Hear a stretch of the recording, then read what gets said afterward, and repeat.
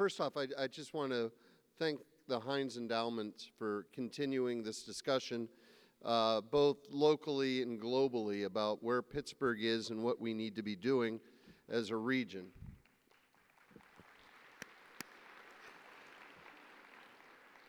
Secondly, I want to take a moment to thank the people who organized this event for being flexible. Sometimes a mayor is just a person who celebrates their 55th birthday and needs to talk to their 91-year-old mom in the morning and runs a little bit late. And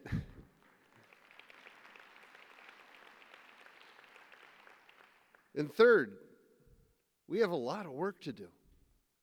You know, as you hear the challenges, they seem overwhelming. They almost seem to be that we're in a situation in which we can't turn back, where we can't have any opportunity to actually see the change that will be required actually come to fruition. And sometimes that feels overwhelming. The problem seems bigger than the ability to solve it. But I'm here to talk about what we can do locally in order to be able to make the change and then to become the example where other cities, not post-industrial cities, where other cities see Pittsburgh as a model. We have a couple of major challenges, and a couple of the things that David talked about are very real, about the geopolitical differences and the cultural shifts that will need to happen in order for change to happen. I had the opportunity a month ago to take part in the General Assembly of the United Nations. I have the honor of representing North American mayors on the Global Covenant of Mayors, 10,000 cities around the world that are committed to doing what we can for climate and sustainability. And during those meetings, two very interesting things came up. The first of which is Brookings Institute put together a panel discussion for the morning of the General Assembly meeting that was simply called Pittsburgh. And the president of Chatham University, the vice provost of Pitt, the president of the Pittsburgh Foundation, and others led a panel talking about Pittsburgh and how we were able to change from post-World War II till today, and then what our goals are moving forward in how those large institutions will be adopting the United Nations Sustainable Development Goals. And then the second thing that was interesting, for the first time, the United Nations invited SubNationals. It's the first time I've ever been called a SubNational. Sort of sounds like minor league baseball or something. I don't know if I actually like the title. But SubNationals to be a part of the discussion. In other words, what is happening on a global basis, instead of just looking at it being solved at a federal, national level, what are cities, provinces, states, institutions, corporations doing to solve the problem? And understanding that if we start to look at this issue from a bottom-up approach, the problem doesn't seem so big. That it actually can be solved piece by piece if everyone is in agreement, number one, that there's a problem, and number two, that they have a role in solving it. And that was the big takeaway from the time in New York. We had this opportunity to discuss these different ideas with the major players. And what the interesting part was, is there was not one corporation in New York who did not agree that climate change is real and that it is being caused by man. And then I come home. And there's this belief that anybody who wants to work to address the change that's necessary is bad for business. And that culture is very real in Western Pennsylvania. And that belief that those that are trying to save a planet our anti-business resonates far beyond the fossil fuel industry. I can't find a corporate partner to stand with me. None. Zero. To talk about the need of adopting UN SDGs across the board. The best we can do is find organizations that will pick and choose which of the 17 different sustainable development goals they can support. And if we stay within that culture, this region will be left behind economically, and we will find ourselves back in the days of the 80s and the 90s when the rest of the world moves forward and we stay dead in where we are. The issues that are being discussed are for the very survival and advancement of Western Pennsylvania. We must be able to be a part of what is probably the greatest economic investment that we will see in our lifetime in renewable energy, green tech, and the ability to transform our environment in the process.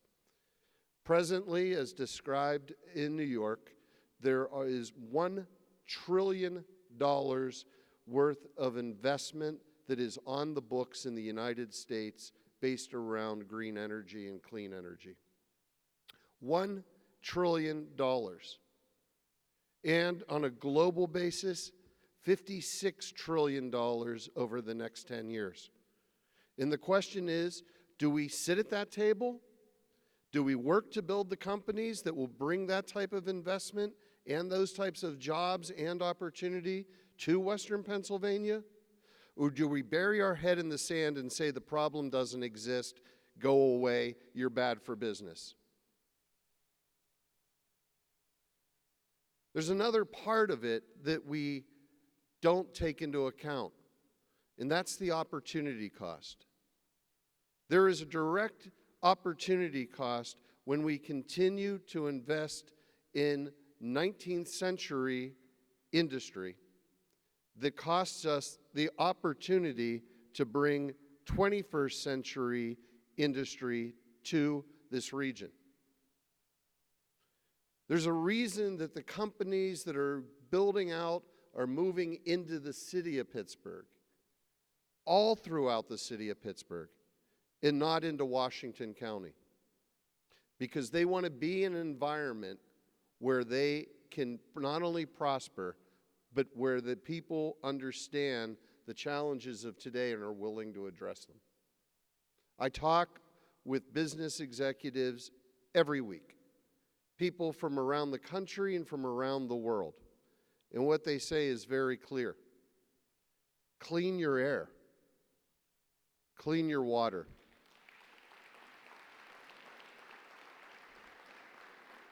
They're not asking for free parking or tax breaks. They're asking for the basics, which is the basics of our economics for Western Pennsylvania. Clean your air and clean your water. So let me be the first politician to say publicly, I oppose any additional petrochemical companies coming to Western Pennsylvania. And I will be writing a letter to the governor today to be able to say, we need clean air, we need clean water, and the economic vitality of Western Pennsylvania is required to be able to provide it. We do not have to become the petrochemical plastic center of the United States. We have turned the corner economically into a whole different era. And I want to see that era continue into Connellsville, into Uniontown. I want to see it happening in Morgantown and in Steubenville. I want to see that opportunity there for all of the people around. And what that means is we are going to have to plan for a just transition. A just transition is one that puts one of the other P's into the economic formula, and that is people.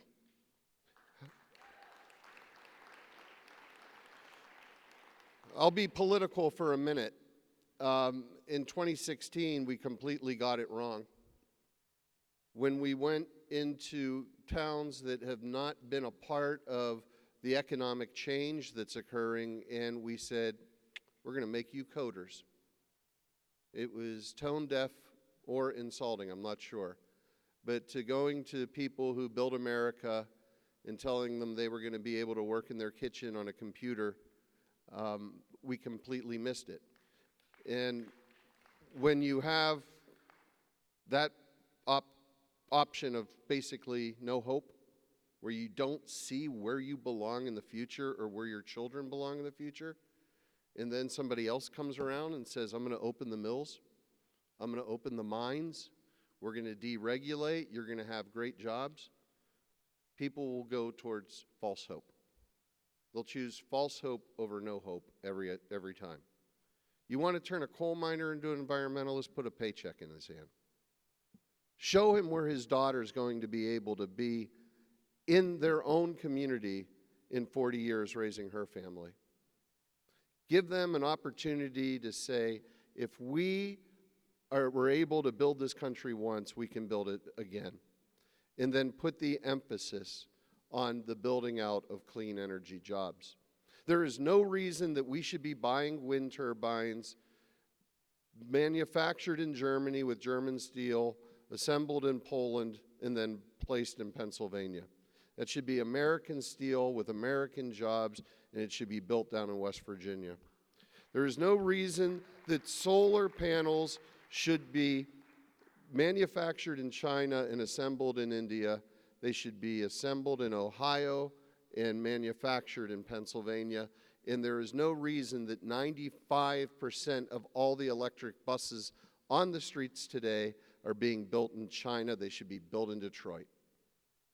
And if we start to think about this, and not just the narrative of trying to convince people why this is good, but actually think about this as a critical economic development issue, it should be something that every candidate running for president should rally behind. Because number one, it makes sense. It's an American Marshall Plan. You look at the areas that have been left behind economically, whether they're in rural areas or urban areas, and you provide the tax incentives in order to be able to build out the jobs of tomorrow, built around this industrial revolution of clean energy.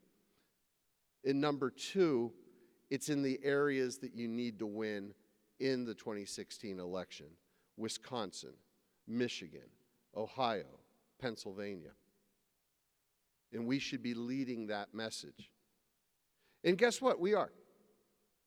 We're doing it, and there's a whole new batch of young political leaders that are coming up and that have risen recently that are making that message very well heard in Harrisburg and Washington. And we're doing it on our university campuses. They're leading the way and have adopted UN SDGs and understand the critical importance that their research can play in order to build out those industries. And they're partnering in order to be able to do it. And that research is being funded through our philanthropic community in order to be able not only to see the research change the way that the world will operate, but that Pittsburgh and Western Pennsylvania will have a seat at the table. But we're missing it with our corporate community.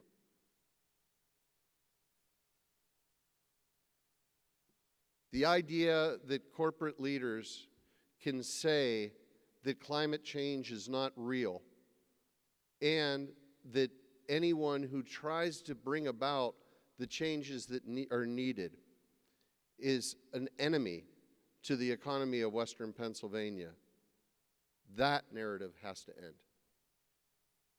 What I would like to see is we get these partners who are also adopting the UN SDGs, is to see the corporate leadership from the old economy of Pittsburgh to the new economy. I don't want to just have Luis from Duolingo on board. I want to have the leaders of our banks, the leaders of our industries that help to build this city and this country on board as well. And if we start to have that type of inertia, then the things that David talked about aren't so big. They become, what is our goal for 2030? Over the next 11 years, where do we need to be?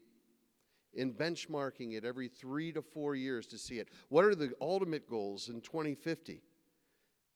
And what do we have to do in order to be able to get there? And what type of partnerships are we creating in Pittsburgh? Because partnerships is how we solved our problems in the past. And who will be involved? And which fossil fuel companies will come on board in order to be able to change their portfolio so that they can exist for another 100 years?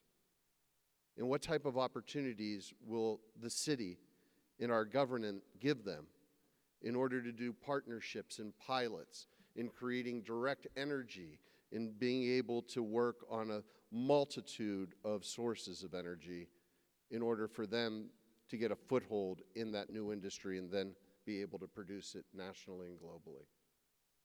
That's how we tackle the challenge of eating the elephant. It's one bite at a time, but it's a lot of people who are doing the biting. So I leave you with a challenge. As David had stated, these are real issues. They need real solutions, and we don't have time. I ask you, how do we get our community to work together as one? To be able to end the nonsense of debating whether or not climate change is real and whether man is responsible, to end the nonsense of being able to say that our economy of the future is based on fracking and petrochemicals, to be able to say that those that profess that are the ones that will endanger our economy for the 21st century because there are opportunity costs, and to be able to come together with a common goal around the United Nations Sustainable Development Goals at the subnational level in order to be able to see the changes that we want to see within the world. Imagine if we were there. Imagine if Pittsburgh was singing in a chorus and being able to say that we respect our past, but we build for our future. Could you imagine the companies lining up to be a part of that? To be able to say, we understand the legacies of an industrial city and the challenges that you face with air quality and water quality, but we recognize the work you are doing in order to be able to resolve those issues and to be able to become a world leader once again on the stage, not by reopening the mines and the mills, but by opening the minds in order to be able to recognize where your future's at. I can assure you from conversations that I have on a weekly basis that it would be probably the single greatest thing we could do to improve our economy. But we're not there, folks. We're not there. We're not even close. I would love to see the heads of industry following me on this stage and being able to say, we are going to work for the future. We will respect and build upon our past, and we will put people first in this transition. But we also recognize where the world is going, and time moves only in one direction. But I can't. So I'm supposed to be the happy speaker. I'll say this. There's a lot of power in this room. Incredible amount of power. The power to change this region for the generation that we live and the generation that will come after us. If we only play defense, we'll lose. If we're only trying to say what's wrong and trying to be able to dismiss what others are saying, we'll lose. We have to be positive in the sense of what it is that we have to do, and we have to move forward. We have to be able to find the allies that will agree with that and we need to bring them on board and be able to show them that there is a positive way of making that happen. And we have to provide alternatives to those that's lifetimes and generations were based off of fossil fuels, and be able to say to them, you're a part of this as well, and we're here to work with you. And we're not going to teach you to code. We're going to respect the traditions that your families have given in building this country, and we're going to rebuild it around a clean, renewable future. That's Pittsburgh's legacy that we should be leaving, and that's something that the people in this room can do. So, as part of that little part, City of Pittsburgh, little peanut, little blueberry in a sea of tomato soup, our doors are open, and we're looking for partners like you. And we're looking for you to help bring more partners to the table. Thank you guys for all you do.